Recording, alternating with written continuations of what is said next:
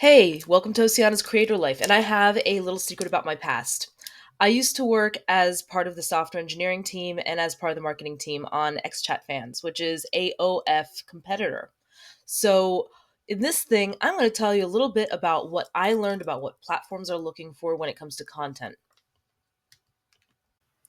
So you might be wondering, why listen to you, Oceana? Well, aside from the fact that I am a pretty famous writer on Medium, I have 50,000 plus followers on there, and I also have like 10,000 followers slash 4,800 subscribers on Substack. It's also because of my work history. I've worked as a VP of marketing for XChat Fans, which is an OF type of platform. I also worked as a VP of marketing for now defunct Cambased, which was a little bit more like other sites similar. And before that, I also worked at a startup called Vocal.media, which is one of Medium's higher competitors. And I saw what executives wanted out of creators. I saw how they rewarded them. I saw what creatives wanted out of the platforms. And I saw what made people rich off these platforms. And yeah, I've seen it. I've been behind the scenes. And that makes me a little bit different than most other people doing these kinds of recordings. So let's talk about it.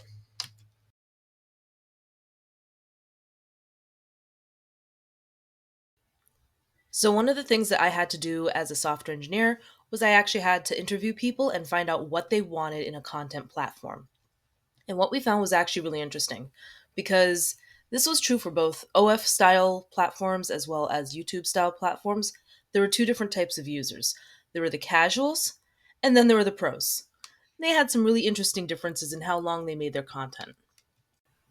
So first let's talk about the casual creators because the casual crowd is like 99% of people who work on OF or a whatever, a YouTube whatever. I've noticed that they tend to have three things in common. One, the recording devices tend to be terrible. And I speak as somebody who is guilty of this, and I am aware of that. But hey, bear with me. I am fundraising. I am trying to get enough money to get my own little studio going. So stick around, help me out, read Ragged Riches, check out my Substack. It helps. Oh, and like and subscribe too. Anyway, so first thing, their equipment tends to be terrible. And a lot of them they only recorded with their cameras. So a lot of them had a shaky camera. A lot of them had really bad sound adjustments, sound equipment. And let me tell you something, you tend to notice it. You tend to notice it in certain things. Sometimes I wonder if they did that on purpose. But anyway, the second thing that I noticed is that their clips and their content was fairly short. Like some of them would only put like 30-second videos, 5-minute videos. I very rarely saw anything over 10 minutes, and I rarely ever saw demand from the casual group for anything over 10 minutes. And when they would post, the final thing that I noticed is that it was very inconsistent. As in, it was just very hard to actually predict when they would be posting their next set, when they would be posting anything.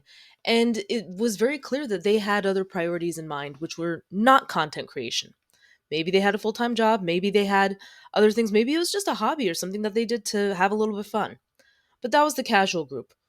They literally viewed it as strictly casual. If they made a little bit of money off of it, awesome. But it was not their number one concern, and it was very clear that it wasn't. So let's talk a little bit about what made people into the second category, the pros. The pros are the people who I can tell you make at least half of their income off of the content that they make. And I've noticed this for people who are like myself, for people who are like my husband, for people who are on OF, as well as people who are on YouTube. These tend to be the same things over and over and over again. And I noticed that it's always people who have very high quality recording equipment or who use all of the tools of their trade. Now, initially, I was a writer, so that means I have my Grammarly, I have my Canva, I am on Medium, I'm on WordPress. While I have not actually done any paid advertising really, I know how to use it. I just haven't figured out when I'm ready to pull that trigger. I get very nervous about that, but I have the equipment for a writer, and now I'm starting to become a video and more into modeling than I was before. So the pros, especially when it came to video content, they also tended to invest in editing. I would notice that they would have like decent fade out sequences on their videos because sometimes I had to make sure that they were uploaded, or, they're like, hey, check this out. And I was like, do I have to watch this? But, I, if somebody tells me to watch something and they're one of my clients, I'm going to watch it. Um, I've had people who they very clearly had better sound editing. Sometimes they would actually go so far as to like start their videos with like a light intro, light musical intro. The clips were also not short. The short ones are actually considered to be teasers of the main clips, and those their main clips were 20 minutes long. I've had demands for content as long as 40 minutes to an hour. So these people, they're recording a lot and they're making a lot more data. They have to have a lot more cloud storage for that. And you better believe that it can't always fit on their phone.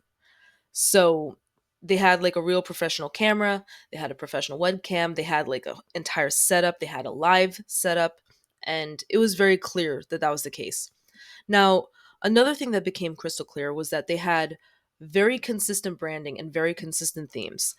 It got to the point where I could tell that, from The Crown, it would be one of my friends who is a plus size model. If I saw a certain color, it'd be another one of my friends. If I saw that something in a new category was uploaded, it'd be yet another one of my friends. Like they niched down very heavily and they made sure that people knew, hey, this is my territory and this is what I do. That wasn't something that was very visible with casual people. Casual people were still exploring their brand, still trying to create their own unique voice, their own unique niche. And sometimes, you just have to ramp it up. And along with the branding and the themes that were very consistent, their posting schedule was very consistent. So if they were on the pro level and if they were doing a lot of money from OF or whatever, or even YouTube, I noticed that they always post at least once to twice a week. It if they were sick, it was different, but if they weren't sick, then they would absolutely post at least once a week. On YouTube, actually, the recommended amount of times that you post is a minimum of one time per week, especially if you have long form. If you have shorts, then they suggest that you post multiple times per week. So that definitely did hold up in my old industry. And the other thing that I noticed from casuals versus pros is the amount of interaction that people would have. Casual models and casual performers, they didn't really care about all the bells and whistles that our platform had as far as interacting with their fans. They didn't, because they just wanted to post it, up, done, paid, cool, done. Pros were far more engaged with their users, or at least they hired people to be engaged with them at times. And they were also far more invested in creating a community. And I think that that's part of being a full-time content creator wherever you go. You have to make sure that wherever you go, you have a community that is fun, uplifting, on the same page as everything, that you don't allow discord, because it's not only for you and your mental health, it's also for your users, your own viewers. If you have a toxic community, people are not going to join you and people are not going to support you as much as they would if they're like, oh my god, it was so cool, like I got to talk with all these people and I really feel like I connected with them. That's a lot of times what makes a brand a good brand to have. And that was the basic gist of the pros. So now let me just like wrap up a little bit more about the introduction to the pros and what I think their top 5 traits are. The trait number 1 is the amount of time and money that they invest. They are treating this like a business. They realize that if they want this to be their 9 to 5, they have to act like it. And that means that they have to invest in it. That means that they get the right camera, they get the right editing software. Sometimes they'll outsource editors, and they might even hire somebody to market their content for them. And this is true when it comes to any type of platform I've seen. They absolutely invest in it. Trait number 2, they care about quality. Most of the professional content creators I've met, genuinely care about the product that they're putting out, because it's not just about the product. Their name is attached to it. Like 9 times out of 10. If it's a faceless thing, it's a little bit different. But 9 times out of 10, it's their name, their reputation is on the line. So, of course, they're going to try to bang out the best possible content just to make sure that it's something that they could be proud of. Trait number 3, consistency. Consistency is key with anything, and I keep harping on this as part of my video series. After all, this is day 2 of my 30-day gauntlet challenge. And let me tell you something. If I was not consistent, I would not be making a full-time living right now. Every day I publish something on Medium or I publish something on Substack, and I'm trying something new, and I just keep on going about it. Now, number 4, I didn't actually get into when it came to the overall view of the pros versus the casual. But number 4 is definitely they're paying attention to numbers. They take a look at what content works best, why it works best, they chop it up, they'll analyze it until the cows come home. And they come up with their own formulas to figure out, okay, here's how I can make more money by focusing in on this niche. Here's how I can make more money by lengthening the amount of time that I spend online, or by lengthening the amount of time that I make my videos. And let me tell you something. The creators that I talked to, and this was true when it came to vocal.media, when I worked as an in-house branded content writer, when I worked as, you know, the VP of marketing for XChat fans, when I even when I worked with Cambased, which is long defunct, um the people who I talked to, they really got it down to a science. They could tell you exactly how long their hook has to be, exactly how long their titles have to be, how to make their titles, and they actually would rock it. And finally, and this is the one which I've noticed personally, um, the professionals, they do treat it like a business. And that also means that once in a while, they just hang up their hat. They're not entirely the identity that they put on when they're doing their content. They have their own private lives, and they work very hard to keep their private lives and their and their creation separate, because if you don't, you go crazy. Trust me on that.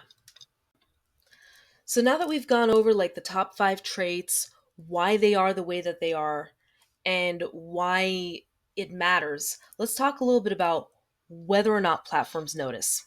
And I can tell you right off the bat, they do. There's a reason why algorithms like YouTube's tend to push people who push their content out more frequently. There's a reason why subs like Substack tend to reward people whenever they post on notes. The reason why is because these platforms don't exist if you're not posting content on them. One of the reasons that a lot of the biggest content platforms in the time, like MySpace, they died, is because nobody was posting on them enough. And you know what? You can have like 1 million followers, but if they're not doing anything, that's not good for their business. They can't attract people. They can't attract people to advertise to. So they want you on that site. They want you to record. They want you to do some high quality content. And as far as like the video content goes, I've noticed that for a lot of creators, the sweet spot is anywhere from between 10 minutes to about an hour and a half, depending on the type of stream that they have. Now, obviously, I have a little bit more experience in certain things which are not G rated compared to other people. But the truth is that the same principles still hold up. At the end of the day, you're a content creator, you're a business person. And you know what that means? You have to treat it like a business.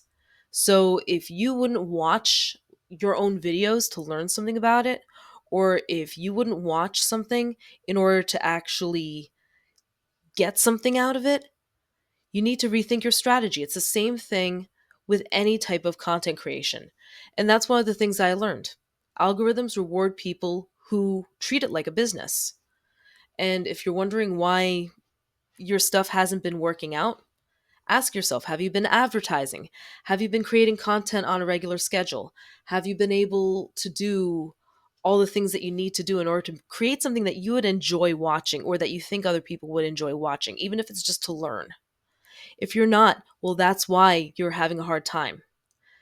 As for this, I think that pretty much wraps up our video. If you learned something, enjoyed my voice, or just found something interesting from what I said, please hit the like and subscribe button. Check out my Substack, ossiana.substack.com. Check out my personal finance site, riches.com, and I'll see you next day.